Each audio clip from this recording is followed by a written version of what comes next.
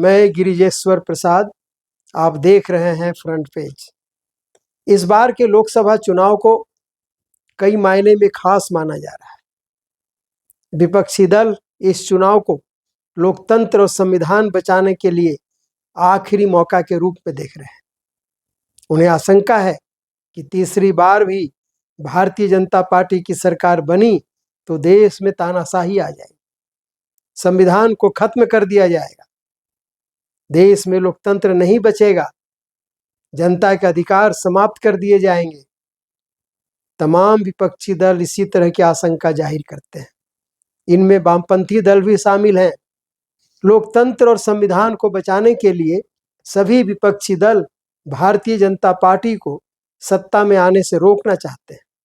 इसलिए तमाम विपक्षी दलों ने मिलकर इंडिया नामक एक गठबंधन बनाया है। इसमें छोटे बड़े क्षेत्रीय दल भी शामिल हैं। विपक्ष एकजुट होकर लोकसभा चुनाव लड़ रहा है। झारखंड में भी इंडिया गठबंधन एकजुट दिख रहा है। 21 अप्रैल को रांची में इंडिया गठबंधन की रैली हुई थी। इसमें तमाम विपक्षी दलों के बड़े नेता शामिल हुए थे। इससे निश्चित रूप से जनता के बीच एक अच्छा संदेश गया है। सरकार हेमंत बाबू ने उस समय था ये सोचा हम सरकार अगर नहीं देगा वो केंद्र सरकार, तब आपको अब वो आवाज देना शुरू कर दिया। आज 2 कमरा का जगह 3 कमरा हम लोग देना जा रहा है। ये हार पूरा 20 लाख परिवार को देने जा रहा है। जो देश से झारखंड को अलग किया गया था और उस उद्देश्य को पूरा करने के लिए जो हम लोग योजना, अगर आपने हमें बचाना है, हमारी इज्जत को बचाना है, यहाँ के हिंदू मुसलमान सिख ईसाई बौद्ध की इज्जत रखनी है, तो इंडियन गठजोड़ को वोट दीजिए, इसे कामयाब कीजिए और बीजेपी को अपना रास्ता दिखाइए। इसके बावजूद झारखंड के 7 सीटों पर इंडिया गठबंधन बिखरा हुआ दिख रहा है। इंडिया गठबंधन को कमजोर करने में झारखंड के वामपंथी दलों का हाथ है। सीपीएम ने 1, सीपीआई ने 5 और एमसीसी ने 1 सीट पर अपना उम्मीदवार खड़ा कर दिया है। निश्चित रूप से इससे इंडिया गठबंधन के जो उम्मीदवार हैं उन्हें ही नुकसान होगा। सीपीएम ने राजमहल से अपना प्रत्याशी चुनाव मैदान में उतार दिया है। उसने गोपीन सोरेन को उम्मीदवार बनाया है। सीपीएम इंडिया गठबंधन का एक मजबूत घटक है। इसके बावजूद प्रत्याशी देने से सीपीएम सवालों के घेरे में आ गई। सीपीएम के नेताओं का कहना है कि झारखंड में केवल राजमहल में ही अपना प्रत्याशी दिया है, यहाँ फ्रेंडली फाइट है। बाकी 13 सीट पर उनकी पार्टी इंडिया गठबंधन के साथ है। सीपीएम के नेताओं का दावा है कि राजमहल में पार्टी का जनाधार रहा है। उनके प्रत्याशी को 2014 में 58,000 वोट मिले थे। 2019 में भी सम्मानजनक वोट मिले थे।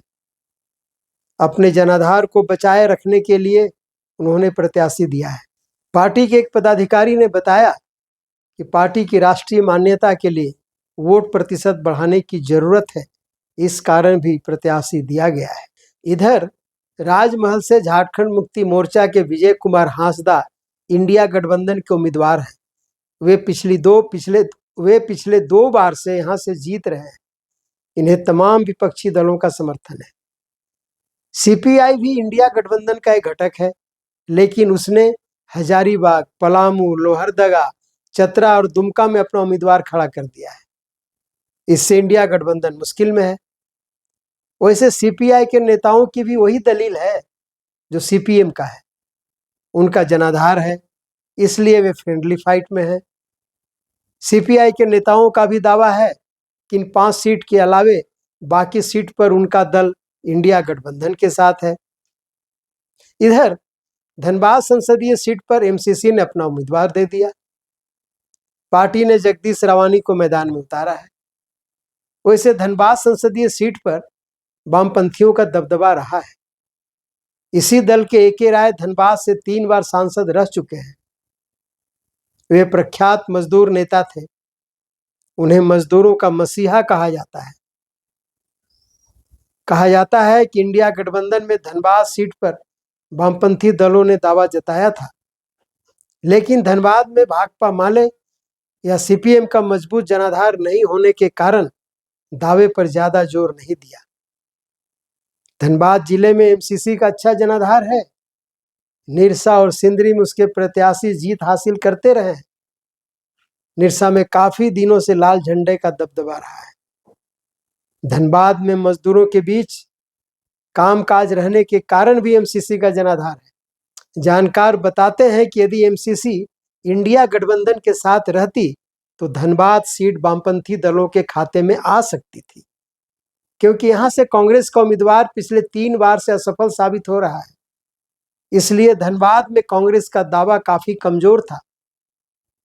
इंडिया गठबंधन से छिटकने के सवाल पर एमसीसी के एक वरिष्ठ नेता का कहना है कि इंडिया गठबंधन ने उन्हें कभी किसी मीटिंग में बुलाया ही नहीं, इसलिए उन्हें अलग रास्ता अपनाना पड़ा। वे भी मानते हैं कि उनके उम्मीदवार के मैदान में रहने से इंडिया गठबंधन को नुकसान हो सकता है। उस नेता ने बताया कि वे लोग भी बीजेपी को हराना चाहते हैं, लेकिन क्या करें। वैसे गठबंधन के तहत कोडरमा की सीट वाम दलों को मिली है। बगोदर के विधायक भाकपा माले के विनोद सिंह यहाँ इंडिया गठबंधन के उम्मीदवार हैं। उनका मुकाबला भारतीय जनता पार्टी की भूतपूर्व मंत्री अन्नपूर्णा देवी के साथ है।